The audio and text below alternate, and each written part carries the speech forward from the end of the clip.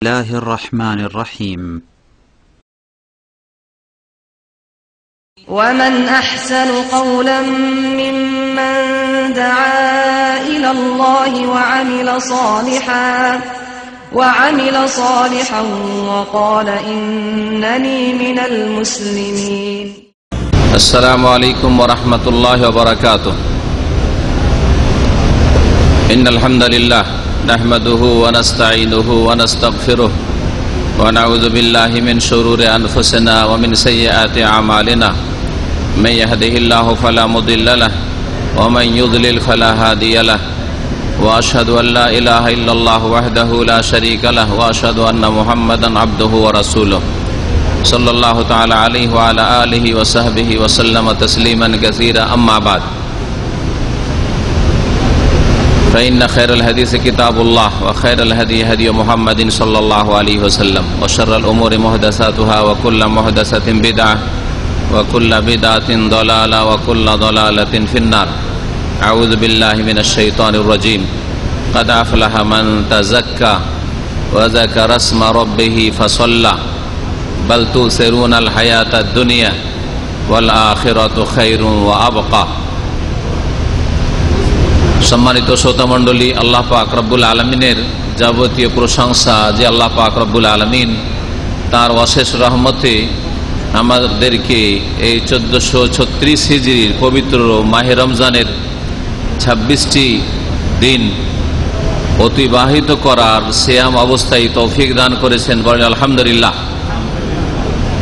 সে আল্লাহ পাকের যাবতীয় প্রশংসা যে আল্লাহ পাক রব্বুল আলমিনের সাথে সাথে আরও যেসব ইবাদত বন্দেগী তার পক্ষ থেকে ফরজ রয়েছে বা সুন্নাত মুস্তাহাব রয়েছে রাসূলুল্লাহ সাল্লাল্লাহু আলাইহি সাল্লামের পক্ষ থেকে, সেগুলিতেও আল্লাহ পাক আমাদেরকে অংশ নেওয়ার তৌফিক দান করেছেন। এই জন্য আল্লাহ পাকের শুকরিয়া আদায় করি, আলহামদুলিল্লাহ রাব্বিল আলামিন। আল্লাহ পাক যেন আরও বেশি তৌফিক দান করেন। সালাত এবং সালাম নাজিল হোক নবী মুহাম্মদ রাসূলুল্লাহ সাল্লাল্লাহু আলাইহি সাল্লামের উপর, যিনি উম্মতের আত্মার পরিশুদ্ধির জন্য আল্লাহ পাক রব্বুল আলামিন যেসব বিধিবিধান নাজিল করেছেন, যেসব বিষয়ের আদেশ প্রদান করেছেন, সেগুলির মাধ্যমে সুন্দর করে তার সাথী সঙ্গীদের মুসলিম উম্মার তারবিয়াতের ব্যবস্থা করেছেন, তাদেরকে প্রশিক্ষণ দিয়েছেন, তাদের আত্মার পরিশুদ্ধির ব্যবস্থা করেছেন।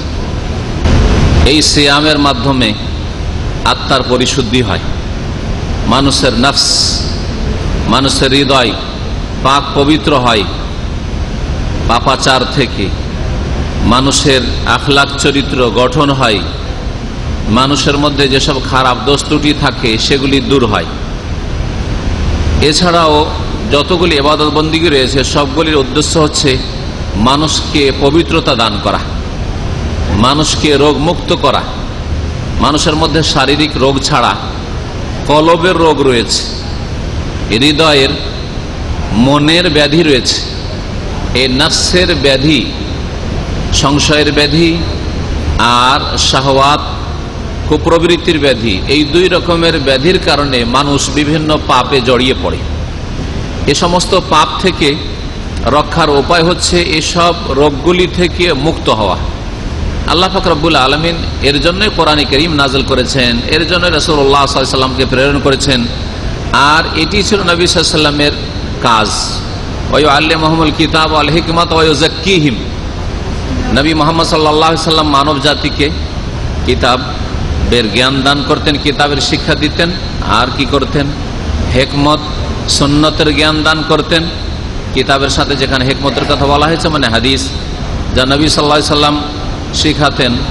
আর ওয়াযাক্কিহিম, তাদের আত্মার পরিশুদ্ধি করতেন, তাদেরকে কেমন করে পাক পবিত্র করা যায় নাপাকি থেকে, গুনার অপবিত্রতা থেকে, কি করে তাদেরকে রোগ মুক্ত করা যায় পাপের কামনা বাসনার যেসব রোগ রয়েছে এইসব রোগ থেকে। এই ছিল রাসূলুল্লাহ সাল্লাল্লাহু আলাইহি সাল্লামের ডিউটি, যেই কাজ সুন্দরভাবে তিনি পালন করে গেছেন সাল্লাল্লাহু আলাইহি ওয়াসাল্লাম।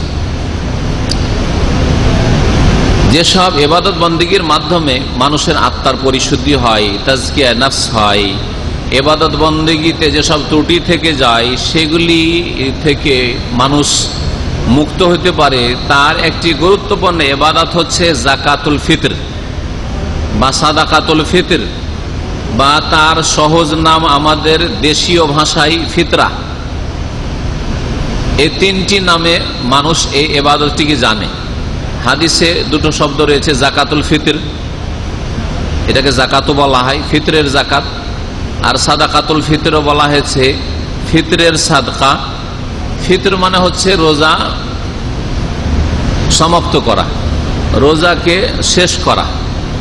তো রমজান মাস শেষ হয়ে গেল, রোজা আপনার রমজান মাসের শেষ, রমজান মাসে যখন রোজা শেষ, এর নাম হচ্ছে ফিতর। একটা হচ্ছে ফিতর থেকে ইফতার, আমরা প্রতিদিন সন্ধ্যাবেলা যখন সূর্য ডুবে তখন ইফতার করি, এটাও ফিতর। এটা হচ্ছে প্রতিদিনের ইফতার করা ফিতর। আর গোটা মাসের ফিতর মানে গোটা মাস রোজা রেখে সিয়াম পালন করে, এখন আমাদের রোজা সিয়াম শেষ, এর পরের দিন থেকে আমরা দিনে পানাহার করব। গোটা বছর 11 মাস ধরে দিনে পানাহার করব, যদি নফল সুন্নত রোজা না রাখি তাহলে। আর কোন ফরজ রোজা 11 মাস নেই। এটাকে আরবি ভাষা ফিতর বলা হয়। ফিতর মানে দিনে পানাহার করা, রোজাবিহীন থাকা। সিয়ামের বিপরীত হচ্ছে ফিতর।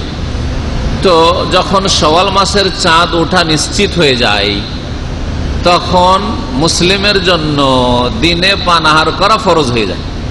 এখন আর ঈদের দিনে রোজা রাখা জায়েজ নয়, এজন্য ঈদের দিনে রোজা রাখা জায়েজ নয়।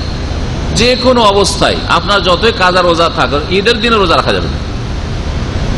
সেই দিন ইফতার করা মানে দিনে পানাহার করা ফরজ। আর সেই দিনে ঈদের দিনে কেউ যদি রোজা রাখে তো গুনাহগার, নাফরমান আল্লাহ পাকের এবং তার রাসূল সাল্লাল্লাহু আলাইহি ওয়াসাল্লামের। তো এই যে ফিতরটা ফরজ, এখন সওয়ালে চাঁদ উঠেছে, রোজা শেষ করা ফরজ, রোজা আপনার শেষ হয়ে গেছে, আর রোজা রাখা চলবে না। এই সময় যে জাকাতটি বা যে সাদকাটি ফরজ হয়, ওই সাদকাটির নাম হচ্ছে সাদাকাতুল ফিতর, ওই জাকাতটির নাম হচ্ছে জাকাতুল ফিতর। আর এখান থেকে সহজ করার জন্য ভারত, বাংলাদেশ, পাকিস্তানে উর্দু, বাংলা ভাষা এটাকে ফিতরা বলা হয়। ফিতরা ও ফিতর থেকে আছে, ফিতর মানে রোজা শেষ করা। তো এমন দান, এমন আর্থিক ইবাদত যেটা রোজা সমাপ্ত বা রোজা শেষ করার সাথে সাথে ফরজ হয়, শাওয়ালের চাঁদ ওঠার সাথে সাথে ফরজ হয়, সেটা হচ্ছে ফিতরা আমাদের দেশীয় ভাষায়। এই ফিতরা সম্পর্কে আজকে আলোচনা করব 10টি পয়েন্টে। আল্লাহ পাক রব্বুল আলামিন যেন আমাদেরকে এই বিষয়গুলি জানার, এবং যে বিষয়গুলি দলিল ভিত্তিক বলবো, প্রতিটি কথার পেছনে একটি করে হাদিস রয়েছে, দলিল রয়েছে নবী করিম সাল্লাল্লাহু আলাইহি সাল্লামের, এগুলি প্রত্যেক মুসলিমকে মেনে চলার তৌফিক দান করেন। আর খেয়াল খুশি যেন কোনো মুসলিম ফিতরা আদায় না করে, দেশাচার যেন কোনো মুসলিম ফিতরা আদায় না করে। দেখা দেখি সবাই করছে সেই জন্য করছি, আমাদের দেশে এরকম ধার্য করেছে সেই জন্য করছি, এইগুলি বিভ্রান্তি, এসব গুমরাহি থেকে আল্লাহ পাক মুসলিম উম্মাহকে বেঁচে থাকার জন্য তৌফিক দান করেন। আমাদেরকে দলিলের সাথে চলতে হবে, আমাদেরকে আল কোরআনের সাথে চলতে হবে, না হয় আল হাদিসের সাথে চলতে হবে। হয় আল্লাহ পাক কোরআনে কারিমে বলেছেন, আর না হলে তার রাসূল সাল্লাল্লাহু আলাইহি ওয়াসাল্লাম তার কোনো হাদিসে বলেছেন, অথবা তিনি করেছেন বা তার সাহাবায়ে কেরামরা করেছেন, তাদেরকে স্বীকৃতি দান করেছেন। এগুলি ছাড়া আর মানুষের কথা দলিল নয়। আমার কথা কখনো দলিল নয় যদি আমার কথার পিছনে দলিল না থাকে কোরআনে কারীম থেকে অথবা রাসূলের হাদিস থেকে। এজন্য এই 10টি বিষয় সম্পর্কে আজকে আলোচনা করব। আপনারা আশা করি গুরুত্ব সহকারে শুনবেন এবং এগুলিকে আপনাদের ব্যক্তি জীবনে এখানেও পালন করবেন। আর দেশেও যারা আপনাদের আপনজনরা, বাপ মা অথবা আপনার স্ত্রী আছে, ছেলেমেয়েরা আছে, আর ভাই বেরাদর আছে, তারাও ফিতরা দিচ্ছে, তাদের ফিতরাটাও যেন শরীয়ত সম্মত হয়। কারণ শরীয়তের বিপরীত, কোরআন হাদিসের বিপরীত যদি ফিতরা আদায় হয়, এই ফিতরা দিয়ে কাজ হবে না, কবুল হবে না। দান খায়রাত করলেন, দিলেন, কিন্তু কিছু পেলেন না, সওয়াব পেলেন না, বড়ই হতভাগা। যেমন ডিউটি করে বেতন না পাওয়া, এর মতো হতভাগা কেউ নাই। ডিউটি না করে ঘুমিয়ে আছি, অসুবিধা নেই, গোটা রমজান ছুটি ঘুমিয়ে আছি, ডিউটি করি না, বেতনও পাই না, আফসোস নেই, ঠিক না? কিন্তু ডিউটিও করলেন আর বেতনও পেলেন না, তো এর মতো খাসারা, এর মতো লস আর কোনো লসকে বলা যায় না। তো যেসব লোকেরা ফিতরাও দিচ্ছেন আর ফিতরা দিয়ে ফিতরা কবুলও হচ্ছে না, এরা হচ্ছে আমেলাতুন নাসিবা। আমলও করলো, কর্ম করলো, কঠোর পরিশ্রম করলো, দিল, দান খায়রাত করলো, কিন্তু এর শেষ পরিণামটা খারাপ। শেষ পরিণামে কিছুই পাবে না, বরং ফরজ তরককারী হবে, কারণ ফিতরার হুকুম হচ্ছে ফরজ। ফিতরা সম্পর্কে কোরআনে কারিমে কোনো বয়ান আছে কিনা, মানে ইশারা ইঙ্গিত আছে কিনা, এই মর্মে একটি তাফসীর বলে যে সূরা আলার 14-15 নম্বর আয়াত, এই আয়াতগুলিতে আল্লাহ পাক বলছেন কাদ আফলাহা মান তাযাক্কা ওয়া যাকারা আসমা রাব্বিহি ফাসাল্লাহ। একদল তাফসীর কারগণ বলছেন যে এই আয়াত দুটি নাজেল হয়েছে ফিতরা সম্পর্কে এবং ঈদুল ফিতর সম্পর্কে। তাহলে ওই ব্যাখ্যা যদি করি তাহলে বলবো যে ফিতরার কথা আর এই ঈদুল ফিতরের কথা কোরআনে কারিমে আছে। আর একদল মুফাসসির বলছেন এই আয়াত এটাকেও শামিল আর অন্য বিষয়গুলিকেও শামিল। কেমন করে তরজমা করলে বুঝবেন? আল্লাহ পাক বলছেন কাদ আফলাহা মান তাযাক্কা, সার্বিক মঙ্গল নিঃসন্দেহে হাসিল করলো যারা যাকাতুল ফিতর দান করলো। মান তাযাক্কা মানে আদ্দা যাকাতুল ফিতরে, যারা যাকাতুল ফিতর দান করলো। হ্যাঁ, তাযাক্কা মানে যাকাতুল ফিতর দেওয়া, নিজের রোজাকে পবিত্র করার জন্য ত্রুটি থেকে যারা যাকাতুল ফিতর দান করলো তারা সার্বিক মঙ্গল হাসিল করলো। ওয়া যাকারা আসমা রাব্বিহি, এবং তাদের রবের, তাদের মালিকের, তাদের মওলার নামের স্মরণ করলো, আল্লাহর জিকির আজকার করলো। ফাসাল্লাহ, অতঃপর সালাত আদায় করলো, মানে ঈদের সালাত আদায় করলো। তাহলে এই আয়াত দুটিতে তিনটি কথা বলা হয়েছে। একটা হচ্ছে যারা ফিতরা দিল তারা সার্বিক কল্যাণ হাসিল করলো, আর ফিতরা দেওয়ার সাথে সাথে কি করলো? রবের নাম স্মরণ করলো, মানে আল্লাহর জিকির আজকার করলো। এর ব্যাখ্যা তাফসীর হচ্ছে তাকবীর পাঠ করলো, চাঁদ ওঠার সাথে সাথে ঈদ শেষ হওয়া পর্যন্ত যে তাকবীরটা রয়েছে সেটা হচ্ছে সুন্নতি তাকবীর, আল্লাহু আকবার, আল্লাহু আকবার, লা ইলাহা ইল্লাল্লাহ, আল্লাহু আকবার, আল্লাহু আকবার, ওয়ালিল্লাহিল হামদ, যেমন সাহাবায়ে কেরামরা পড়েছেন এইভাবে। 3 নম্বর, ফাসাল্লাহ, সালাত আদায় করলো, মানে ঈদুল ফিতর, ঈদুল ফিতরের সালাত আদায় করলো, ঈদুল ফিতরের সালাত আদায় করলো। এটি হচ্ছে একটি তাফসীর। তাহলে বোঝা গেল যে এই আয়াতটি ফিতরা সম্পর্কে, আর ঈদের দিনের তাকবীর সম্পর্কে, জিকির আজকার সম্পর্কে, আর ঈদের দিনের যে সালাত রয়েছে ঈদুল ফিতরের, এই সম্পর্কে নাযিল হয়েছে। দ্বিতীয় তাফসীর একটু ব্যাপক, সেটা হচ্ছে কাদ আফলাহা মান তাযাক্কা। তাযাক্কা মানে পবিত্রতা অর্জন করা, তাযাক্কা মানে আত্মার পরিশুদ্ধি করা, নিজে পাক হওয়া, নিজের ধন সম্পদকে পাক করা, নিজের ইবাদত বন্দেগীকে পাক করা, ত্রুটি থেকে সবকে শামিল। তাহলে কাদ আফলাহা মান তাযাক্কা, সার্বিক কল্যাণ হাসিল করলো, সফল কাম হলো কারা?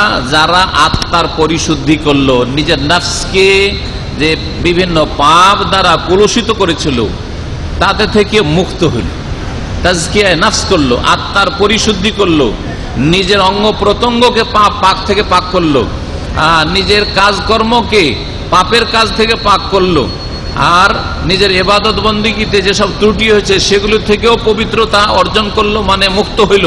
যেমন ফিতরার মাধ্যমে রোজা ত্রুটি দূর হয়, এই সবকে তাহলে শামিল। তার জীবনের প্রতিটি ক্ষেত্রে আল্লাহ পাকের ইবাদত বন্দেগীর মাধ্যমে মানুষের যে আত্মার পরিশুদ্ধি হয়, হ্যাঁ, শরীর অঙ্গ প্রত্যঙ্গ পাক হয়, অন্তর পাক হয়, ধন সম্পদের যাকাত আদায় করলে ধন সম্পদ হারাম থেকে পাক হয়, ফিতরা দিলে রোজা ত্রুটি থেকে মুক্ত হয়। এইরকমই আপনি সালাত আদায় করলে আপনার গুনাহ খাতা ঝরে পড়ে, উজু করলে গুনাহ খাতা ঝরে পড়ে, আল্লাহ পাকের জিকির আজকার করলে মানুষের গুনাহ খাতা কমে এবং নেকি বাড়ে, এর মাধ্যমে আত্মার পরিশুদ্ধ হয়, আল্লাহর সান্নিধ্য হাসিল হয়। এই সবগুলি কথাকে কাদ আফলাহা মান তাযাক্কা, এই কথাটি শামিল। জীবনের প্রতিটি ক্ষেত্রে যে কোনো ভালো কাজ করবেন, ভালো কথা বলবেন, আপনি তাজকিয়ার কাজ করলেন, নিজের নফসকে পাক করার চেষ্টা করলেন। আর যে কোনো গুনার কাজ করলেন, নফসকে কি করলেন? ওয়াকাদ খাবা মান দাসসাহা, সূরা আশ-শামস ওয়া দুহাতে রয়েছে কাদ আফলাহা মান যাক্কাহা। সার্বিক মঙ্গল ওরা হাসিল করে যারা নিজের নফসকে পাক পবিত্র করে নিতে পারেন। নিজেকে যদি পবিত্র বানিয়ে নিতে পারেন তাহলে আপনি সাকসেস হয়ে গেলেন, কামিয়াব হয়ে গেলেন। ওয়াকাদ খাবা মান দাসসাহা, আর হতভাগা হইল, হ্যাঁ, ক্ষতিগ্রস্ত হইল কারা?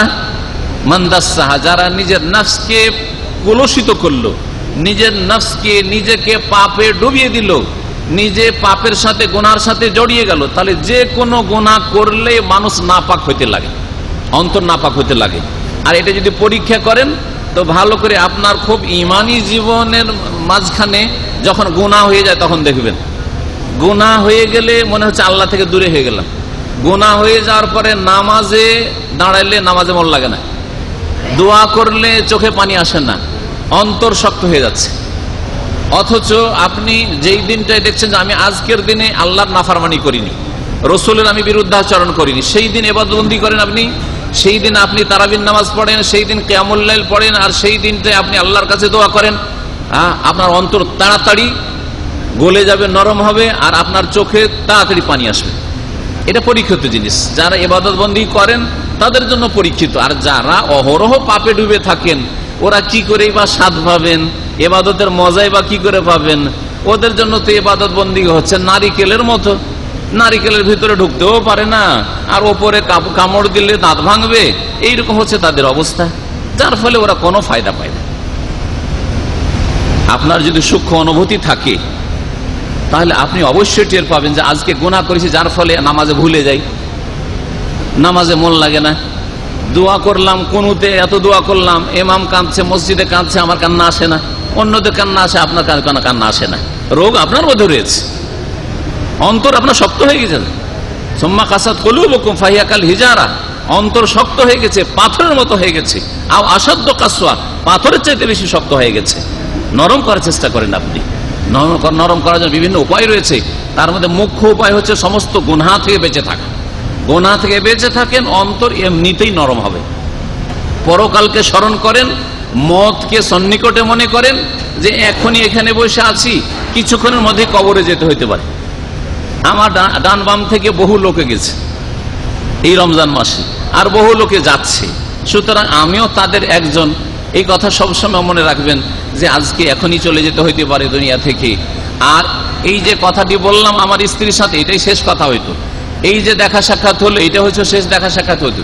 এই যে কথাটি আমার মুখ দিয়ে বেরোলো, এটা হচ্ছে আমার শেষ কথা। এগুলি মানুষের ইমানকে তাজা করে, অন্তরকে নরম করে, আর দুনিয়ার লোভ লালসাকে কমিয়ে নিয়ে আসে। যত দুনিয়ার লোভ লালসা কমবে তত বেশি আপনি আখিরাতমুখী হতে পারবেন।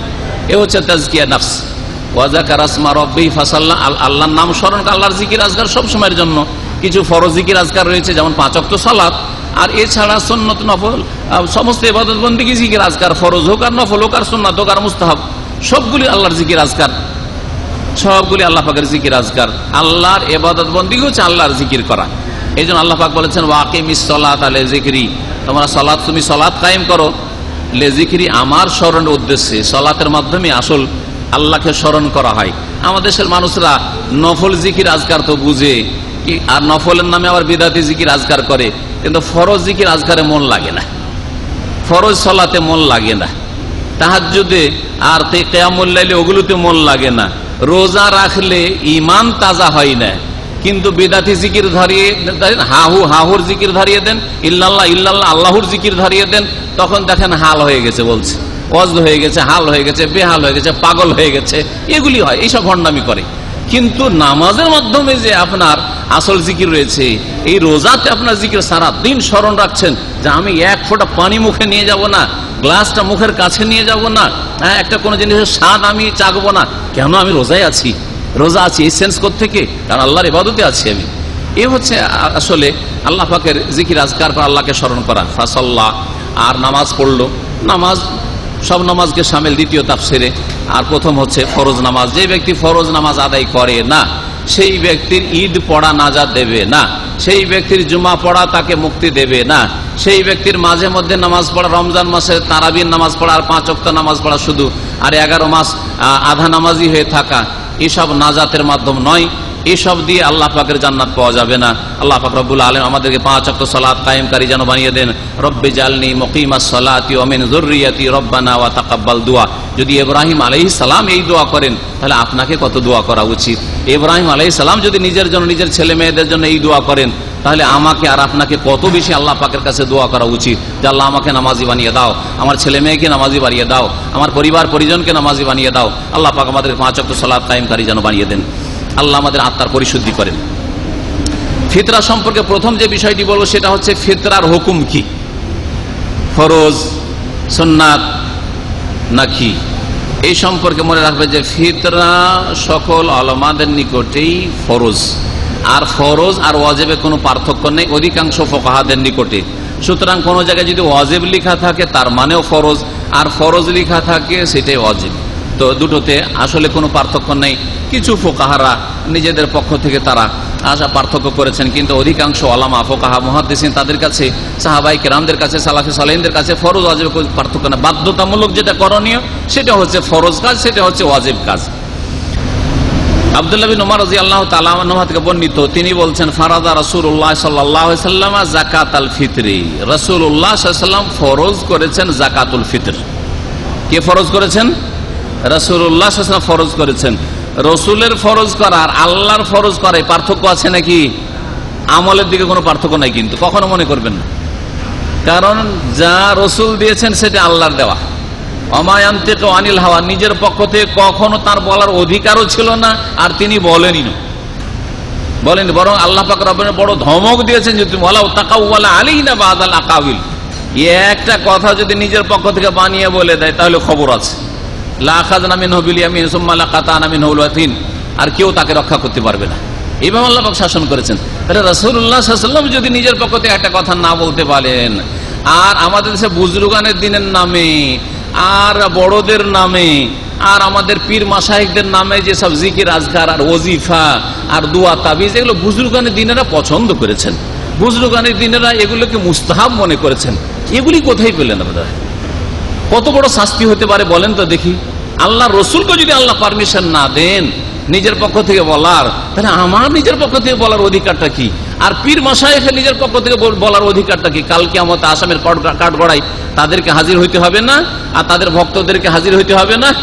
দাওয়াত তালেব ওয়াল মাতলুব, দুর্বল অসহায় যাকে মেনেছে সেও অসহায় সেই দিন কিয়ামতের দিন হবে, আর যারা মেনেছে ভক্ত হয়েছে তারাও সেই দিন অসহায় দুর্বল হয়ে আল্লাহর সামনে আসামি হয়ে হাজির হবে। রাসূলুল্লাহ সাল্লাল্লাহু আলাইহি ওয়াসাল্লাম ফরজ করেছেন যাকাতুল ফিতরে, ফিতরার যাকাত। এই হাদিসে যাকাতুল ফিতর শব্দটি আসলো, এই একটি হুকুম হাদিস, লম্বা হাদিস। এই হাদিসটা একবার বয়ান করে দিয়ে বারবার করে আমাদের দলিলে এই হাদিসটি আসবে। কতটা ফরজ করেছেন? সাআম মিন তামরিন, এক সা করে। এক সা হচ্ছে একটা কাঠা, পাত্র। আগের যুগে কাঠাতে পাত্রে মাপা হইতো। আমরাও যখন ছোট ছিলাম ধান হইতো আমাদের, আমরা কৃষক মানুষ, আমাদের পূর্বপুরুষ, তো ধান আড়িতে মাপত। ওই দাঁড়ি পাল্লে ওজন করতো না সেই যুগে, আড়ি ছিল। 10 সেরা অথবা 5 সেরা আড়ি আছে, এই নিচ্ছে ধানের সারি থেকে আর মাইপে এদিক থেকে ওইদিকে ফেলছে, এদিক থেকে ওইদিকে ফেলছে মারার পরে। দেখেছেন না? দেখেন না আপনারা মুরব্বীরা? হ্যাঁ। তো ওই রকমই রাসূলুল্লাহ সাল্লাল্লাহু আলাইহি ওয়াসাল্লামের জামানায় কাঠা, আমাদের মা বোনদেরকে দেখেছেন চাউল মেপে ভাতের হাঁড়িতে দিতে কাঠা থাকতো, বেতের কাঠা থাকতো। আজকাল টিনের ডিব্বা হয়ে বেতের ওগুলো মনে হয় হারিয়ে গেছে। হ্যাঁ। তো এই সা একটা পাত্র, একটা কাঠা। জি, এক সা। এতে কতটা আসে? স্বাভাবিক যখন একটা পাত্র হবে তাতে যদি আপনি খাদ্যদ্রব্য দেখেন, জব যদি তাতে দেন, জবের ওজন একরকম হবে দাঁড়ি পাল্লায়। জবে একটা ধরেন কাঠা ভর্তি হল, আর ওই জবের জায়গায় যদি আপনি খেজুর দেন, হ্যাঁ, তাহলে ওজন আরো বেড়ে যাবে, ঠিক না? বাড়বে স্বাভাবিক, কারণ জবে খোসা বেশি আছে। হ্যাঁ, তো খোসা বেশি আছে, যে খোসাগুলো তো হালকা, ওদের তো তাড়াতাড়ি ভরে গেছে খোসার কারণে। কিন্তু খেজুর তো মাটির মতো ভারী, তাহলে ওতে ওজন সই হয়ে যাবে ইত্যাদি। তো এই জন্য সূক্ষ্ম ওজন যে কতটা এক সার, এতে দ্বিমত হয়েছে। যার ফলে একদল বলছেন যে 2.5 কেজি, আর এক দল বলছেন ওর 2.5 কেজির চাইতে কম, 2 কেজি, এত ছটাক মটাক এসব বলছেন। আর কেউ বলছেন যে না 3 কেজি। আমরা সতর্কতামূলক ভাইদেরকে বলে দিই যে আপনারা 3 কেজি দিয়ে দেন, সন্ধ্যের ঊর্ধ্বে চলে যাবে। বেশি দিলে তো কোনো দোষ নাই, কিন্তু কম হলে অসুবিধা, তাই না?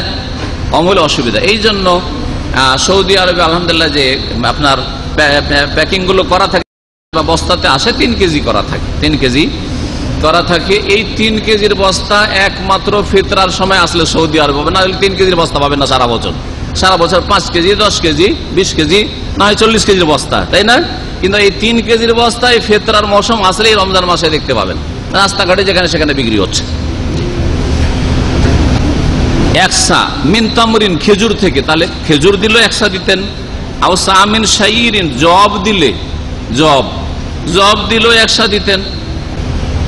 রাসূলুল্লাহ ফরজ করেছেন আলাল আবদে ওয়াল হুররে, গোলাম হলেও দিতে হবে, কৃতদাস। আজকাল কৃতদাস নেই।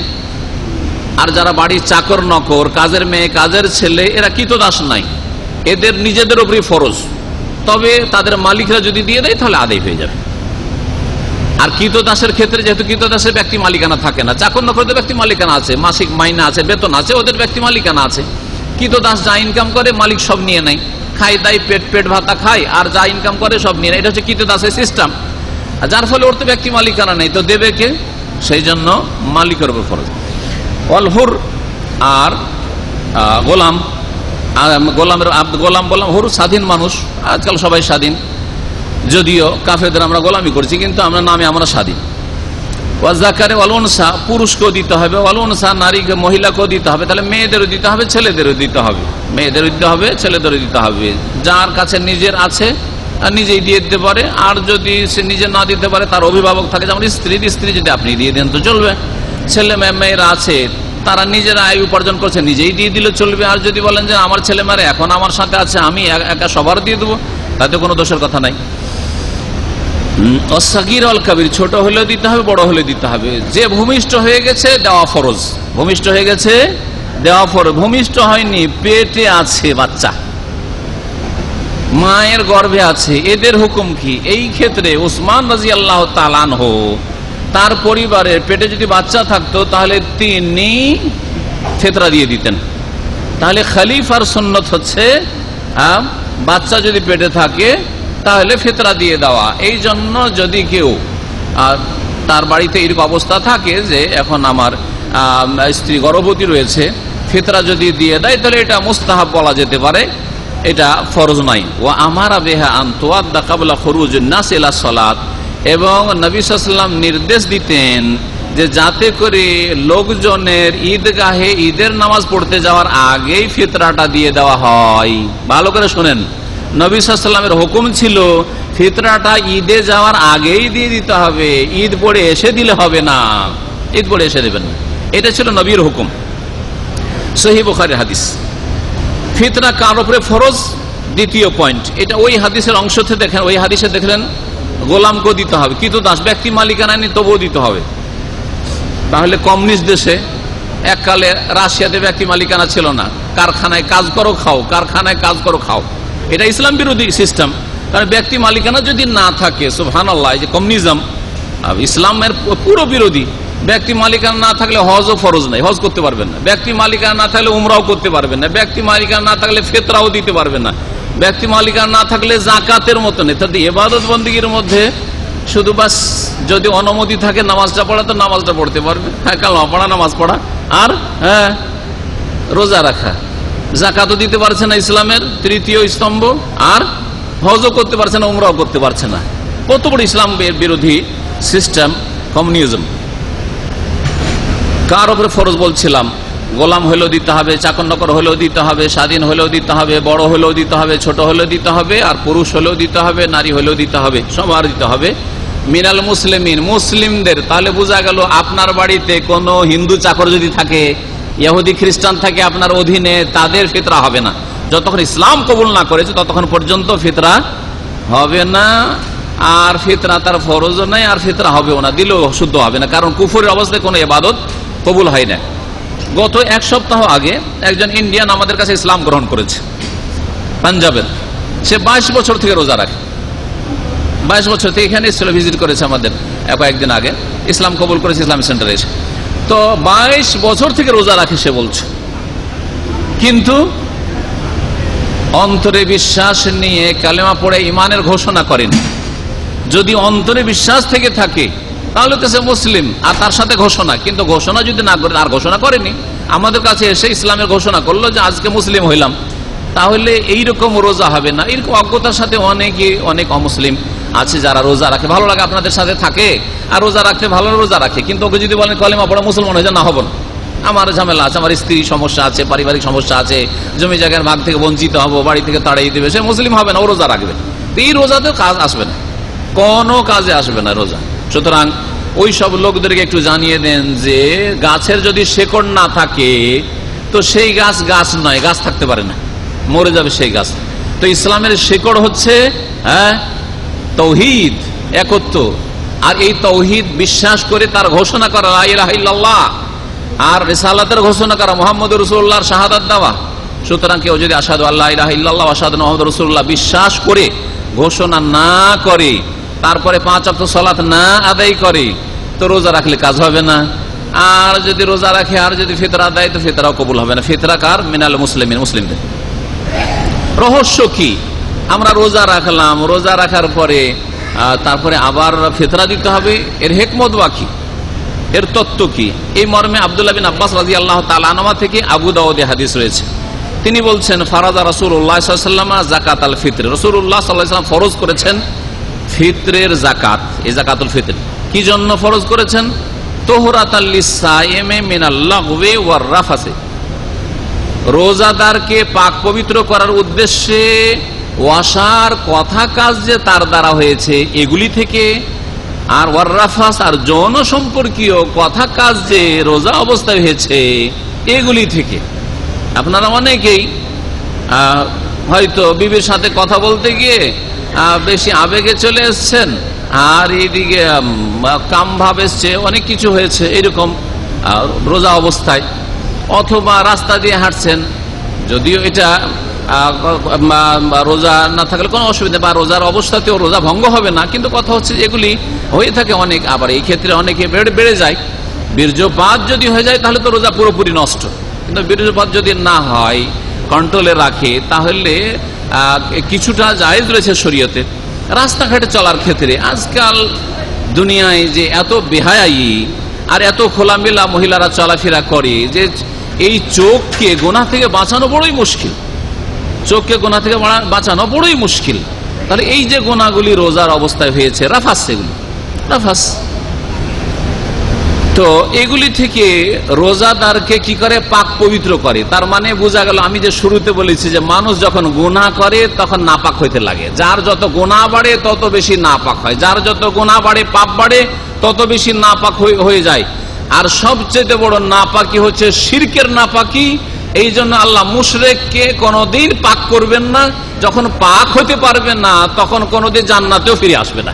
এই কথা আমি বারবার আমার আলোচনায় বলি। এই জন্য প্রথম আপনি বড় শিরক মুক্ত হন, তারপরে শিরকে আসগার থেকে মুক্ত হন। কারণ শিরকে আসগার, ছোট শিরক ও কাবিরা গুনাহ, যত রকমের শিরক রয়েছে, সে কবর মাজার পূজার শিরক হোক, আর দেবদেবী মূর্তি প্রতিমা পূজারই শিরক হোক, আর তাবিজ তোমার আর বালা তাগারি শিরক হোক, আর গায়রুল্লাহর কসম, আল্লাহ ছাড়া অন্যের কসমের শিরক হোক, আর কোন ব্যক্তি পূজার অন্ধত্বের শিরক হোক, সমস্ত রকমের শিরক থেকে মুক্ত হন। কারণ শিরক এমন একটা পাপ যে ওই পাপে এমন বেশি নাপাক হয়ে যায়, আল্লাহ থেকে দূরে হয়ে যায়, যে কোনোদিন পাক হবে না। যার ফলে জাহান্নাম থেকে আল্লাহ মুশরিককে কখনো উঠাবেন না, যারা বড় শিরক করে মারা গেছে বিনা তওবায়। বলছেন যে রোজাদারকে পাক করা হয় তার অসার কথা কাজ থেকে। রোজার অবস্থায় কত অসার কথা হয়ে যাচ্ছে, বরং কাবিরা গুনাহ হয়ে যাচ্ছে অনেকের। অসার কথা সাগিরা গুনাহ, কিন্তু গীবত করা, চুগলখড়ি করা, মিথ্যা কথা বলা, ধোঁকাবাজি করা, কাস্টমারকে ধোঁকা দেওয়া, যে বিভিন্ন রকমের ধোঁকাবাজি আজকাল চলছে। ধোঁকাবাজির কাজ করা, ধোঁকাবাজির কথা বলা অথবা কাজ করা। হয়তো আপনি বসে বসে কাজ করছেন কিন্তু স্টিকার মারছেন, মাল আসছে চায়না থেকে আর জাপানের স্টিকার মারছেন বসে বসে, শুধু মেশিন, ব্যাস এই করছেন, ঠাক ঠাক ঠাক ঠাক, হারাম কাজ চলছে, চলছে। আর এর সাথে বড় বড় অপরাধ, জাল একামা তৈরি করা, জাল লাইসেন্স, ড্রাইভিং লাইসেন্স তৈরি করে দেওয়া, জাল পাসপোর্ট তৈরি করে দেওয়া, একজনের পাসপোর্ট থেকে ছবি টেনে আরেকজনের পাসপোর্টের ছবি ঢুকিয়ে ওকে বৈধ করা। কত রকমের যে পাপ করছে মানুষ, এগুলি কি সাগিরা গুনাহ মনে করছেন? কাবিরা গুনাহ, এতে কোনো সন্দেহ নাই। মান গাশশানা ফালাইসা মিন্না, রাসূলুল্লাহ বলছেন যে ধোঁকা দেয় সে আমার উম্মতের লোক নাই। তো সাগিরা গুনাহ করলে নবীর উম্মত থেকে বের হয় নাকি? বোঝা গেল যে যতগুলি জালিয়াতি কাজ আছে, ডকুমেন্টসের হোক অথবা কোনো মাল সামানের হোক, সবগুলি হচ্ছে হারাম কাজ এবং কাবিরা গুনাহ এগুলি। তো সাগিরা গুনাহ থাকলেই ফিতরার প্রয়োজন হয়, এই হিকমত। তাহলে কাবিরা গুনাহ যারা করছেন তাহলে ফিতরার সাথে সাথে তওবাও জরুরি রয়েছে, যে তওবা করেন, সংশোধন করে ফিরে আসেন। আর কোন রকমের জাল কাজ করবেন না, মিথ্যার আশ্রয় নেবেন না, মিথ্যা কাজ করবেন না। বিল দেওয়ার ক্ষেত্রে, ভাউচার দেওয়ার ক্ষেত্রে মিছামিছি ভাউচার বানানো, ভাউচার বানিয়ে আপনাকে পয়সা নিতে হবে, মিছামিছি খরচ করেছেন 10 টাকা, ভাউচার বানাচ্ছেন 20 টাকার, 50 টাকার, 100 টাকার। এইরকম কত কি যে হচ্ছে, আল্লাহ পাক হেফাজত করেন। আমাদের অনেক দিনী ভাইরা এখানে শুধু না, রিয়াজে পর্যন্ত, আমি রিয়াজে প্রোগ্রাম মাসখানেক আগে গেছি, অনেক ভাইরা বাত হাতে তারা ভালো ভালো তাদের ব্যবসা দোকানপাট ছিল ছেড়ে দিয়েছে শুধু এই হারাম কাজের জন্য, যে হারাম করতে। সুবহানাল্লাহ, যদি অরিজিনাল জাপান নিয়ে এসে বিক্রি করা হয়, সত্য কথা বলে বিশ্বাস করবে না, বিক্রি হবে না। আর মিছা কথা যারা বলতে পারছে, চাইনার জিনিস মেড ইন জাপান লেখা আছে, আর 10 টাকা 12 টাকা পাচ্ছে, 10 টাকা 12 টাকা পাচ্ছে। ওই সামানটা কেনা দাম যদি জাপানের যেটা অরিজিনাল সেটা বলছে 18 টাকা 20 টাকা আমাকে কিনতে হয়, তো 20 টাকায় কিনছি, আর মার্কেটে জাল জিনিস বিক্রি হচ্ছে 10 টাকা, আমারটা আমি তো 25 টাকা বিক্রি করতে কমপক্ষে, কেউ নিবে না আমার কাছে। সুতরাং হারাম কাজ করব না, আর হালাল দিয়ে পোষাবে না, সুতরাং এইসব ব্যবসা ছাড়ো। অনেক আমাদের দিনী ভাইয়েরা যারা ইসলামিক সেন্টারে দাওয়াত পেয়েছেন, বিভিন্ন ইসলামিক সেন্টারের, ওরা আলহামদুলিল্লাহ এই ক্ষেত্রেও তওবা করে ছেড়ে দিয়ে চলে এসছেন, অন্য রুজি ধরেছেন। এরকম বহু ঘটনা রয়েছে। বিষয়বস্তুর দিকে ফিরে আসি। রিজিককে হালাল করার চেষ্টা করেন, হারাম থেকে বাঁচার চেষ্টা করেন। আর একটা লক্ষ্য উদ্দেশ্য হচ্ছে ফিতরার ওয়াতমাতালিল মাসাকিন, মিসকিনদের খাদ্যের ব্যবস্থা করা ঈদের দিনে। আগনুহুম আনিস সাওয়ালি ফি যালিকাল ইয়াউম, নবী করিম সাল্লাল্লাহু আলাইহি ওয়াসাল্লাম আরেকটি হাদিস রয়েছে যে ঈদের দিনে ফকির মিসকিন যারা দরিদ্র তাদেরকে ভিক্ষা করা বা লোকের মুখ তাকিয়ে থাকা, যে কেউ দিবে তো খাবো, কেউ দিবে তো ছেলে মেয়েকে খাওয়াবো, এই সব থেকে তাদেরকে অভাব মুক্ত করে দাও। তাদের বাড়িতে ঈদ হওয়ার আগে আগেই দিয়ে চলে আসো, যাতে করে তারা নিশ্চিন্তে 2-4-5টা দিন আরামে খেতে পারে, ছেলে মেয়েদেরকে নিয়ে কোনো চিন্তা না থাকে কি করে খাবো, ঈদের দিন কোথায় মজুরে যাব, কোথা থেকে ইনকাম করে নিয়ে আসবো, কি খাওয়াবো ছেলে মেয়েকে, এই পেরেশানি না থাকে। তাহলে আমাদের দেশে এখন চিন্তা করুন যে ফিতরা বন্টন হয় ঈদের দিন পার হওয়ার পর 2-4 দিন পর থেকে শুরু হয়, আর খুব ভালো হলে ঈদের পরের দিন থেকে, ঈদের দিন শুরু হয় না। ঈদ উল ফিতর করলো, ফিতরা জমা আছে, জমা করছে বা করবে, আর ঈদের পরের দিন থেকে শুরু করলো, 8 দিন 10 দিন ফিতরা বিতরণ চলছে। এটা কি শরীয়তি তরিকা? একেবারে নাজায়েজ তরিকা, একেবারে নাজায়েজ তরিকা। নবী বলছেন তোমাতাল্লিল মাসাকিন, মিসকিনের খাদ্যের ব্যবস্থা করো, গরিবের দরিদ্রের ঈদের দিনে। আর ঈদের দিনে বিতরণ করবেন না আপনারা, ঈদের দিনে কালেকশন করবেন। মসজিদে জমা হচ্ছে অথবা বাড়িতে, সর্দারের বাড়িতে জমা হচ্ছে, যেমন কিছু অঞ্চলে আমি দেখেছি, মন্ডল মাতাব্বরের বাড়িতে জমা হচ্ছে, বিতরণ হয় না। এসব নাজায়েজ কাজ, কুসংস্কার, এগুলি ইসলাম বিরোধী সিস্টেম, অথচ ইসলামের নামে পালন হচ্ছে। ধর্ম পালন করছে কিন্তু শরীয়ত বিরোধী ধর্ম পালন করছে। মিসকিনদের খাদ্যের ব্যবস্থা। তারপরে আব্দুল্লাহ বিন আব্বাসের হাদিসে আরো রয়েছে, মান আদ্দাহা কাবলা সালাতে ফাহিয়া যাকাতুন মাকবুলা, কেউ যদি ঈদের নামাজের আগে ফিতরাটা দেয় তাহলে সেটা ফিতরা কবুল হবে, যাকাত কবুল হবে। ওমান আদ্দাহা বাদা সালাতে, আর কেউ যদি ফিতরা যাকাতুল ফিতরটি ঈদ পড়ে এসে দেয় তাহলে ফাহিয়া সাদাকাতুম মিনাস সাদাকা, সেটা সাধারণ সাদকায় পরিণত হবে, ফিতরা হিসাবে গণ্য হবে না আল্লাহর দরবারে, তাহলে ফিতরা কবুল হবে না। এই জন্য সতর্ক করছি ভাইদেরকে, আপনাদেরকে বিশেষ করে বলছি যারা আমার কথা শুনছেন, যে আপনারা আগে ভাগেই ফিতরা দিয়ে দেন। এখানে ফিতরা দিতে হইলে আপনি ফিতরা দেওয়ার সময় আমি বলবো উত্তম সময় কোনটা পরে বলবো, আপনি ঈদে যাওয়ার আগে আগেই ফিতরা দিয়ে মুক্ত হয়ে যান। এমন না হয় যে আপনি ঈদে চলে যাচ্ছেন, আর আরে ফিতরা দেওয়া হইলো না, ফিতরা দেওয়া হইলো না, ঈদের নামাজ ছুটে যাবে, এখন ফিতরা খুঁজে বাড়ালে, ওই রকম সময়ে আপনি যাবেন না। আর রাতের মধ্যে আপনি কাজটাকে সমাপ্ত করে দেওয়ার চেষ্টা করবেন। 4 নম্বর পয়েন্ট হচ্ছে যে এই ফিতরা কখন ফরজ হয় এবং কখন দিতে হয়। ফরজ হয় আসলে শুরুতে আমি বলেছি যে ফিতরা মানে যখন আপনার জন্য রোজা বন্ধ করা ফরজ, রোজা চলছে 29 রমজান, রোজা বন্ধ করা ফরজ কখন? যখন খবর পেয়ে গেলেন যে হ্যাঁ সওয়ালের চাঁদ উঠে গেছে, সওয়ালের চাঁদ উঠে গেছে, তাহলে আর আগামী দিনে রোজা রাখা যাবে না, রোজা রাখা যাবে না। যখন চাঁদ দেখার খবর পেয়ে গেছেন তখন আপনার উপর ফরজ হয়, এটা হচ্ছে ফরজ হওয়ার সময়। আব্দুল্লাহ বিন উমর রাদিয়াল্লাহু তাআলা আনহু থেকে বর্ণিত হাদিসে রয়েছে, আন্নান নবী সাল্লাল্লাহু আলাইহি ওয়াসাল্লাম আমারা বিযাকাতিল ফিতরি ক্বাবলা খুরুজিন নাস ইলা সালাত, নবী করিম সাল্লাল্লাহু আলাইহি ওয়াসাল্লাম ফিতরা দেওয়ার হুকুম দিয়েছেন ঈদে যাওয়ার আগে আগে। ঈদের শেষ সময়টা হচ্ছে ঈদে যাওয়ার আগে আগে। আর ফরজ হয় কোন সময়? যখন চাঁদ ওঠার খবর পেয়ে গেলেন বা চাঁদ দেখে নিলেন, চাঁদ দেখার খবর পেলেই ফরজ হয়ে গেল, এ হচ্ছে সময়। তাহলে সবচেয়ে উত্তম সময় এর মধ্যে নবী করিম সাল্লাল্লাহু আলাইহি সাল্লাম সাহাবায়ে কেরামরা ফজর পরে ঈদে যাওয়ার আগে দিতেন। এই সময়টা যদি দেওয়ার টাইম পাওয়া যায়, কিন্তু সৌদি আরবে টাইম পাবেন না। সৌদি আরবে জানা আছে ফজর নামাজ পড়ে টান দিতে হয়, আর ফজর পড়ে মসজিদে বসে যেতে হয়, না হলে আর মসজিদের ভিতরে জায়গা পাওয়া যায় না। যারা মসজিদে পড়েন ঈদগাহে জায়গা পাওয়া যায়, কিন্তু ফজর পড়ে টান দিতে হয়। সুতরাং রাত্রে দিয়ে দিবেন উত্তম, যদিও ফজর নামাজ থেকে ঈদে যাওয়ার আগে পর্যন্ত এই সময়টাই সবচেয়ে ভালো দেওয়া, কিন্তু রাতে দিয়ে দেওয়াটা ভালো। কি জন্য বলবো, যে ফজর পরে হয়তো আপনি ফিতরার ব্যবস্থা করতে পারবেন না, মিসকিন খুঁজে পাবেন না, অথবা ফিতরার আপনি খাদ্যদ্রব্য খুঁজে পাবেন না। 1-2 দিন আগে দেওয়া জায়েজ, 1-2 দিন আগে 27 রমজান, 28 রমজান, 29 রমজান, এই রমজানগুলিতে দেওয়া জায়েজ। কিন্তু আপনি 10 রমজানে দিয়ে বসে আছেন, 5 রমজানে দিয়ে বসে আছেন, 15 রমজানে ফিতরা দিয়ে বসে আছেন অগ্রিম, এটা জায়েজ নয়, এইভাবে দেওয়া চলবে না। গবেষক ওলামারা বলছেন যে আবার তাকে ফিতরা দিতে হবে, কারণ ফিতরা দেওয়ার সময় হয়নি। যেমন কেউ যদি সকাল 10টার সময় জোহর নামাজ পড়ে বসে, হবে? সকাল 10টায় জোহর নামাজ পড়ে বসে আছে যে আমি একটু জার্নি করবো, তো এখনই নামাজটা সেরে নি, আবার ওই মাগরিব পর্যন্ত আমার জার্নি চলতে হবে, চলবে না। আপনাকে জার্নি অবস্থায়, যে অবস্থায় থাকেন, আপনাকে ওই প্লেনের সিটে বসে নামাজ পড়তে হবে, বাসের সিটে বসে নামাজ পড়তে হবে যদি নামতে না পারেন, কিন্তু বিফোর টাইম নামাজ হবে না। ওই রকমই ফিতরার বিষয়টিও।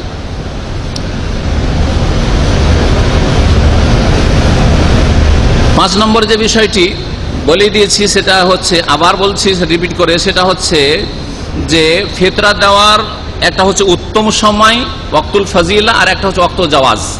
উত্তম সময় আর একটা হচ্ছে বৈধ সময়। উত্তম সময় বললাম যে ফজর থেকে শুরু করে, ঈদের দিন ফজর থেকে শুরু করে ঈদে যাওয়া পর্যন্ত।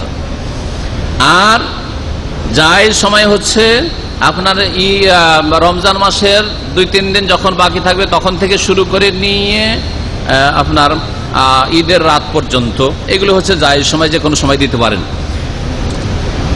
6 নম্বর যে বিষয়টি বলবো সেটা হচ্ছে, সেটাও বলেছি এই মর্মে হাদিস শুধু শোনাই আব্দুল্লাহ বিন উমর রাদিয়াল্লাহু তাআলা, যাতে করে দলিলটা আপনারা জানতে পারেন যে ঈদের 1-2 দিন আগে আব্দুল্লাহ বিন উমর রাদিয়াল্লাহু তাআলা আনহুমা দিয়ে দিতেন। এই মর্মে তিনি বলছেন যে ফারাজান নবী সাল্লাল্লাহু আলাইহি ওয়াসাল্লাম সাদাকাতুল ফিতর, নবী সাল্লাল্লাহু আলাইহি ওয়াসাল্লাম ফিতরা ফরজ করেছেন, সাদাকাতুল ফিতর বলেছেন এই হাদিসে। তাহলে ফিতরার আরেকটা নাম পেলাম, যাকাতুল ফিতরের সাথে সাদাকাতুল ফিতর। আও কালা, এটাকে নবী সাল্লাল্লাহু আলাইহি ওয়াসাল্লাম সাহাবায়ে কেরামরা সাদাকাতুর রমজান বলতেন, যাকাতুর রমজান বলতেন, রমজানের যাকাত বা রমজানের সাদকা এরকম বলতেন, এই ভাষা দিয়েও বলতেন। এই ভাষাগুলি নবী সাল্লাল্লাহু আলাইহি ওয়াসাল্লাম সাহাবায়ে কেরামদের মধ্যে প্রচলন ছিল। পুরুষের জন্য, নারীর জন্য, স্বাধীনের জন্য, গোলামের জন্য একসা করে। আর বলছেন যে মুআবিয়া রাদিয়াল্লাহু তাআলা আনহুর যুগে লোকেরা আধা সা গম দেওয়া শুরু করে। তার মানে আধা সা যে ভারত, বাংলাদেশ, পাকিস্তানে আমাদের এক শ্রেণীর মযহাবধারী ভাইয়েরা দিয়ে থাকেন, তাদের দলিলের দিকে ইঙ্গিত করছি। তাদের দলিল, মুআবিয়ার যুগে যখন গমের মূল্য বেশি ছিল, তখন মুআবিয়া রাদিয়াল্লাহু তাআলা আনহু ইজতিহাদ করলেন যে গমের দাম যেহেতু বেশি, তো এক কাজ করি, আধা সা গম সমান 1 সা খেজুর, 3 কেজি খেজুর আর 1.5 কেজি গম, 1.5 কেজি গম দিয়ে 3 কেজি খেজুর ওই যুগে পাওয়া যেত। এখন উল্টো হয়ে গেছে, একেবারে উল্টো হয়ে গেছে। এখন উল্টো হয়েছে, তারপরে ওই ফতোয়া রাখবেন, মুআবিয়ার ফতোয়া রাখবেন, কিন্তু রাসূলুল্লাহ সাল্লাল্লাহু আলাইহি ওয়াসাল্লামের জামানার ফতোয়া রাখবেন না, নাকি? এই জন্য আধা সারা যে দিয়ে থাকে এটা ভুল, এটা নবী সাল্লাল্লাহু আলাইহি ওয়াসাল্লামের সুন্নত না, আর খোলাফায়ে রাশেদিন 4 খলিফারও সুন্নত নাই। বরং মুআবিয়া রাদিয়াল্লাহু তাআলার জামানায় গমের মূল্য বেশি ছিল বলে তারা আধা সা করেছিল। নবী সাল্লাল্লাহু আলাইহি ওয়াসাল্লামের সুন্নত হচ্ছে 1 সা, 2.5 থেকে 3 কেজি দেওয়া। যাকাতুল ফিতরের পরিমাণ সম্পর্কে হাদিস বলেছি, আবার সেই বিষয়টি রিপিট করছি। সেটা হচ্ছে আবু সাঈদ খুদরির হাদিস শোনাই। তিনি বলছেন, কুন্না নুতি হাফিজ জামানিন নবী সাল্লাল্লাহু আলাইহি ওয়াসাল্লাম সাআম মিন তামিন আও সাআম মিন তামরিন আও সাআম মিন শাইরিন আও সাআম মিন জাবিবিন। আমরা নবী সাল্লাল্লাহু আলাইহি ওয়াসাল্লামের জামানায় 1 সা করে খাদ্যদ্রব্য দিতাম, 1 সা করে খাদ্যদ্রব্য দিতাম। তাহলে এই খাদ্যদ্রব্য কথাটি ভালো করে শুনে রাখেন, সাআম মিন তামিন, খাবার দিতে হবে, খাবার ছাড়া অন্য কিছু দিলে চলবে না, খাবার ছাড়া অন্য কিছু দিলে চলবে না। সৌদি আরবের সমস্ত হাইয়াতু কেবারের ওলামা, যে বড় ওলামা রয়েছেন, তারা সবাই একমত যে ফিতরা খাদ্যদ্রব্য দিতে হবে, পয়সা দিয়ে ফিতরা হয় না। আর পয়সা দেওয়াতে প্রতি বছর, হ্যাঁ এবছর কত দিতে হবে হুজুর, এবছরে কত দিতে হবে শেখ, এবছরে কত দিতে হবে মৌলানা সাহেব, এবছরে কত হইল ফিতরা, এবছরে কত হইল, সমস্যার শেষ নাই। 1 গ্রামে 60 টাকা, আর 1 গ্রামে 70 টাকা, আর 1 গ্রাম বলছেন আমরা বেশি দিতে পারবো 50 টাকা, আর আরেকজন বলছেন আমরা তো সবাই বেশি দিতে পারবো, আমরা 100 টাকা করে নেব। ঝগড়া আর বিবাদের উম্মতে মুসলিমার বিভ্রান্তির শেষ না, আর বিভেদের চেষ্টা শেষ নাই। কেউ 100, কেউ 50। হ্যাঁ, মুসলিমদের বিভক্তির শেষ নাই। আর নবী সাল্লাল্লাহু আলাইহি ওয়াসাল্লাম সমস্যার সমাধান করে দিয়ে চলে গেছেন। 1400 বছর আগেও একসা ছিল, এখনো একসা, কিয়ামত পর্যন্ত একসাথে, কোনো ঝগড়া না। বাংলাদেশেও 3 কেজি, সৌদি আরবেও 3 কেজি, আমেরিকাতেও 3 কেজি, অস্ট্রেলিয়াতেও 3 কেজি, সারা দুনিয়ার যেখানে মুসলিম আছে সেখানে 3 কেজি করে একসা করে দিয়ে দিন, ঝামেলা শেষ। প্রতি বছর 3 কেজি, বাস একবার জানলে হলে যে 3 কেজি করে ফেতরা দিতে হয়। এটাই হচ্ছে শরীয়ত। সহিহ বুখারীর হাদিস। খাদ্যদ্রব্য দিতেন, আর খাদ্যদ্রব্য সেই যুগে খেজুরও ছিল, জবও ছিল, তারা কিশমিশও খেতেন, কিশমিশের কথা হাদিসে উল্লেখিত হয়েছে, ইত্যাদি ইত্যাদি। আব্দুল্লাহ বিন ওমর রাদিয়াল্লাহু তাআলা হাদিস বুখারীতে, যে হাদিসটি একটু আগে শোনাছিলাম, তার একটা অংশে আব্দুল্লাহ বিন ওমর নিজে বলছেন তার আমল, ওয়াকানা ইবনে ওমর ইউতিহাল্লাযিনা ইয়াকবালুনাহা ওয়া কানু ইউতুনা ক্বাবলাল ফিতরি বিয়াউমিন আও ইয়াউমাইনি। আব্দুল্লাহ বিন ওমর রাদিয়াল্লাহু তাআলা আনহু ফিতরা দিতেন, যারা ফিতরা নিতে আসতো তাদেরকে দিতেন। তার মানে কেউ যদি ফিতরা না নিতে চায়, হতে পারে ওর ফিতরার প্রয়োজন নেই, ও অভাবী নয়, তো যারা ফিতরা নিতে চাইতো তাদেরকে ফিতরা দিতেন। আর দ্বিতীয় বিষয় যেটা বলছেন যে তারা ফিতরা দিতেন কাবলাল ফিতরে, ঈদের চাঁদ দেখার 1 দিন অথবা 2 দিন আগে। হাদিসে 1 দিন অথবা 2 দিনের কথাটি এসছে, সুতরাং 28, 29 তারিখে কেউ যদি দেয় তাহলে ভালো কথা, কিন্তু আগে থেকে ফিতরা দেওয়া এটা ঠিক নয়। ফিতরার পরিমাণ সম্পর্কে হাদিসে বলা হয়ে গেছে। আবার সেই কথাটি স্মরণ করছি, এটা হচ্ছে আমাদের 7 নম্বর পয়েন্ট। সেটা হচ্ছে নবী করিম সাল্লাল্লাহু আলাইহি ওয়াসাল্লামের জামানায় সাহাবায়ে কেরামরা সাআম মিন তামিন, 1 সা দিতেন। আজকালকার প্রধান খাদ্য হচ্ছে চাউল, সুতরাং চাউল দিলে 1 সা 3 কেজি চাউল দেবেন। আর কেউ যদি গম দিতে চান তবুও 3 কেজি দেবেন, মোট দিতে চান সেও 3 কেজি দেবেন, তবে ধান নাই। এটা এখানকার জন্য হয়তো প্রয়োজন হয় না, কিন্তু দেশে এই ঝগড়া খুব চলছে। ভারত বাংলাদেশে ঝগড়ার খবর আমাদের কাছে আসে চাষিদের, ওরা বলছে আমরা চাউল দেবো না, ধান দেবো। আরে 3 কেজি ধানে কতটা হবে? 3 কেজি যদি ধান দেয় তো 2 কেজি হবে। হ্যাঁ, 2 কেজি হবে কিনা সন্দেহ। হ্যাঁ, তাহলে ঠকলো না, আল্লাহকে ঠকলো না, আল্লাহর সাথে ঠকামি করছে, গরিবদের সাথে ফকিরদের সাথে ঠকামি করছে। সুতরাং ধানে ফিতরা দেওয়া জায়েজ নাই, ধানে ফিতরা দেওয়া জায়েজ না। যেসব মৌলবীরা ফতোয়া দিচ্ছে এরা সুবিধাবাদী, আর এরা লোকের কাছে এর মাধ্যমে ভালোবাসা নিতে চায়, কারণ সস্তা ফতোয়া পেলে জনসাধারণ খুশি। এখন যদি সুদি ব্যাংক হালাল করে দিই না, তো কি যে ভালোবাসা বাসবে পুঁজিপতিরা আমাদেরকে, ঠিক না? যদি সুদি ব্যাংকে কারবার করা অসুবিধা নেই, ঠিক না? তো এইরকম কিছু সুবিধাবাদী মৌলবী সাহেব আছে আমাদের দেশে, যারা সস্তা ফতোয়া দিয়ে জনপ্রিয়তা লাভ করতে চায়। না, কোরআন এবং হাদিসে ফতোয়া দেবেন, সেটা সস্তা হোক অথবা দামি হোক, আপনাকে কোরআন হাদিস ভিত্তিক ফতোয়া দিতে হবে। নবী করিম সাল্লাল্লাহু আলাইহি সাল্লামের জামানাতে খাদ্যদ্রব্য দিয়ে দেওয়া হয়েছে, সুতরাং খাদ্যদ্রব্য দিতে হবে। চাউল সেই জামানায় ছিল না। আর একটা ফকির মানুষ যদি ধান নিয়ে যায়, তো ধানকে কোটাতে, এ করতে সে করতে তো 2 দিন লেগে যাবে রে বাবা, তো খেতেই পাবে না ঈদের দিন। তাহলে ধান দিয়ে চলবেন না, আপনাকে হয় চাউল দিতে হবে, আর না হলে গম দেন, তাড়াতাড়ি খেতে পাবে। খেজুর দেন, কিশমিশ দেন, যেগুলো নবী সাল্লাল্লাহু আলাইহি ওয়াসাল্লাম দিয়েছেন। পনির দেন, নবী সাল্লাল্লাহু আলাইহি ওয়াসাল্লাম সাহাবায়ে কেরাম পনির দিয়েছেন। এইগুলো দেন, যেগুলো হাদিস আছে এগুলো দেন তো দেখি। 8 নম্বর বিষয়, এদিকেও ইঙ্গিত করেছি যে ফিতরাতে কি বস্তু দেবেন। ফিতরাতে কেউ যদি গরু ছাগল দেয়, যে আমি গরু বকরি দেবো, চলবে? আরে টাকা চললে, যারা বলছে টাকা চলবে, গরু বকরি কেন চলবে না? দেশের মৌলবী সাহেবরা, হুজুররা ফতোয়া দিল যে টাকা চলবে, সেজন্য টাকা চলবে। আমি যদি বলি যে বকরিও চলবে, কেন চলবে না? বকরির দাম ধরে দিয়ে দিলাম, ছেলে মেয়ের তরফ থেকে একটা খাসি দিয়ে দিলাম। যারা বলছে টাকা চলবে, ওদের করে বকরিও ছাগলও চলবে। কাপড় চুপড়ও চলবে, যে কাপড় নিয়ে মারামারি করতে গিয়ে, ধাক্কাধাক্কি করতে গিয়ে 25 থেকে 30 জন গেছে। এই জাকাতে কাপড় দেওয়া জায়েজ নয়, এগুলি লোক দেখানো, রিয়াকারী, এগুলি জাকাত দেওয়া নয়। জাকাত টাকার জাকাত দেবেন, টাকা দিয়ে জাকাত দেবেন, কাপড় কিনে দেবেন। আর এত খারাপ কাপড় দেয়, এককালে দেখেছি আমি যে কাপড়গুলো বিতরণ করে, কাপড় পরা যাবে না, ওই কাপড় গরিবও পরতে পারে না, ওকে তেনা বানাইতে হবে, নেকড়া, হাঁড়ি বাসন মুছা হবে, ওই কাজে লাগবে। এইসব ফিতরার যেগুলো শাড়ি আছে আর ফিতরার লুঙ্গি আছে। সুতরাং এই কি বলছে যে জাকাতের লুঙ্গি আর জাকাতের শাড়ি, ওই জাকাতে যারা কাপড় চোপড় দিচ্ছেন, তো কাপড় চোপড় ফিতরা তো দেন, টাকা দিচ্ছেন তো কাপড় চোপড় দেন, এসব করবেন না। এইরকমই টাকা পয়সা দিবেন না, রিয়াল দিয়ে দিবেন, বাংলাদেশি টাকা দিবেন না, বরং খাদ্যদ্রব্য দিয়ে আপনারা ফিতরা দেবেন। কারণ নবী সাল্লাল্লাহু আলাইহি ওয়াসাল্লাম হাদিসে কি রয়েছে, সাহাবীরা বলছেন, আবু সাঈদ খুদরির হাদিস রয়েছে, আব্দুল্লাহ বিন আব্বাসের হাদিস রয়েছে, আব্দুল্লাহ বিন ওমরের হাদিস রয়েছে, বেশ কিছু সাহাবায়ে কেরামরা হাদিস বর্ণনা করেছে এই মর্মে। তারা সকলে বলেছেন সাআম মিন শাইরিন, সাআম মিন তামরিন, সাআম মিন আকিতিন, বিভিন্ন খাদ্যদ্রব্যের কথা উল্লেখ করেছেন। 9 নম্বর যে বিষয়টি বলবো যে এই ফিতরা দিবেন কোথায়? যেখানে গরিব পাবেন সেখানে দেবেন। তবে আপনি যেখানে বাস করেন সেখানে যদি গরিব অভাবী থাকে তাহলে অন্য জায়গায় স্থানান্তরিত করা চলবে না। এখানে দাম্মামে আছেন, দাম্মামে অভাবী আছে যথেষ্ট, তাহলে অন্য জায়গায় স্থানান্তরিত করা চলবে না। যেখানে আপনার ঈদের সময় হয়েছে সেখানে দেবেন যদি সেখানে ফকির মিসকিন পান, কিন্তু তার চাইতে বেশি মুখাপেক্ষী ফকির অভাবী যদি অন্য জায়গায় থাকে, দেশে অথবা অন্য কোনো দেশে, ধরেন বাংলাদেশ চাইতে গরিব বর্মাতে আছে, বাংলাদেশ চাইতে অভাবী দুর্গত মানুষ ফিলিস্তিনে আছে অথবা সিরিয়াতে আছে, তাহলে সেখানে পাঠান, কোনো দোষের কথা নাই, বিশ্বস্ত হাতে যদি পৌঁছে তাহলে। 10 নম্বর বিষয় সেটা হচ্ছে ফিতরা পাবে কারা? ফিতরা পাবে কারা? ফিতরার ক্ষেত্রে আমাদের দেশে ঢালাহারে 8 ভাগ করে যেমন জাকাত দিয়ে থাকে, ওইরকম ফিতরাও 8 ভাগের লোকে দিয়ে থাকে। এটা ভুল। বহু ওলামারা এই বিষয়টি আলোচনা করেছেন যে ফিতরা দিয়ে ইসলামিক সংগঠন চালানো, ফিতরা দিয়ে মাদ্রাসা চালানো, ফিতরা দিয়ে জনকল্যাণমূলক কাজ করা, ফিতরা দিয়ে এইরকমই ইসলামের দাওয়াতের কাজ করা ইত্যাদি ইত্যাদি। বিশেষ করে সংগঠনগুলি, বিভিন্ন সংগঠনগুলি ফিতরা নিচে নিজের সংগঠনে চাঙ্গা করার জন্য, ইলেকশন করার জন্য, এই করার জন্য, সেই করার জন্য, আমাদের বই পুস্তক ছাপানোর জন্য ফিতরা না, এগুলোর জন্য জায়েজ নাই। ফিতরার ক্ষেত্রে হাদিস শুনিয়েছি, হাদিসের বাক্যটা আবার বলছি।